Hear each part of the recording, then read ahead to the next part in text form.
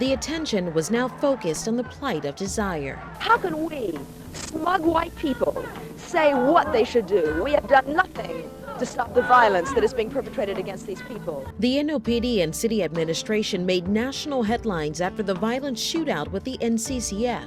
It even brought actress and activist Jane Fonda to the Desire neighborhood. We're having a demonstration in front of the Housing Authority office to demonstrate support for the NCCF and to demand that they allow the NCCF people to live in their community. The NOPD would use her visit to make one more effort to remove the NCCF for good. November 25, 1970, Jane Fonda rented 4 cars to transport some of the members of the NCCF and their supporters to the Revolutionary People's Constitutional Convention in Washington, D.C., but they wouldn't make it past state lines. Police just was call them on the interstate and arrest them. Betty was with the remaining members inside the apartment on Desire Parkway. I happened to look out the window and I see this mail truck about 1 o'clock in the morning. There was a knock on the door and another sister opened it.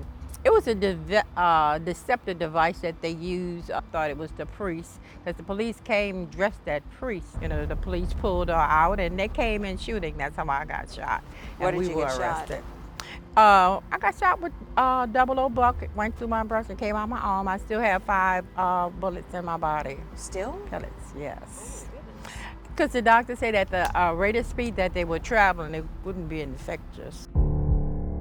The National Committee to Combat Fascism would spend the next 11 months behind bars awaiting trial. Trial began this morning for 12 Black Panthers accused of the attempted murder of 5 New Orleans police officers. Part of the Panther programs, part of their 10-point program was that black people should be tried by a jury of their peers. I contacted Charles Gary, who was Huey Newton's lawyer in Oakland, and asked for help.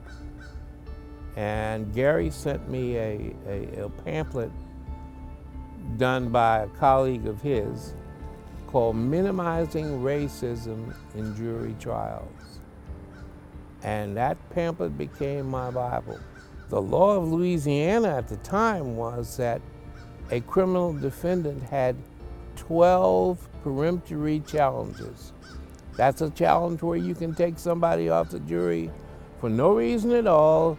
Remember, we had 12 defendants. That gave us 144 peremptory challenges. The jury selection took over a month. The trial only took a week. The NCCF members arrested for the September 15th shootout with police would be found not guilty on all charges. It was the first Black Panther trial in the country to be tried by a black judge and a majority black jury. In 1970, the city of New Orleans successfully stopped the Black Panther Party from maintaining a foothold in the Desire community.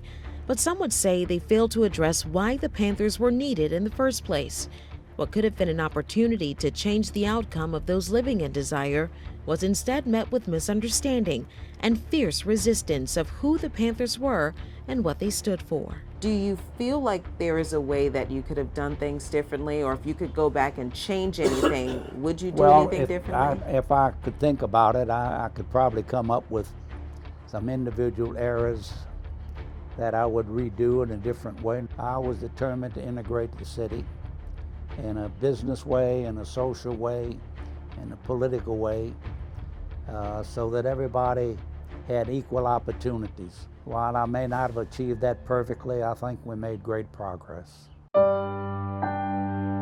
Desire was a page of the history of New Orleans that has been left out. Once the Panthers, they got the Panthers out the project, they held the drugs down. They kept the drugs from flowing back there. Then after they got them out, that's when everything just busted wide open. The Hope 6 grant led to demolition of housing projects across the city. Today, there's nothing to remember what happened here on Piety Street.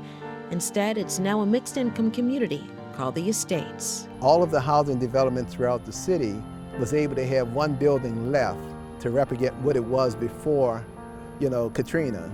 Well, they didn't do that for Desire. But what does remain is the ongoing battle against social injustice in America. And it's ironic that it's happening again. In the 50 years. So they had their feet on our neck then, and they have their feet on our neck right now. 50 years ago, a new wave of activists would define a decade in the war against systemic racism and segregationist policies. 50 years later, a shattered country began to piece itself together, and those who were left with no hope somehow found hope again. And that battle waged on.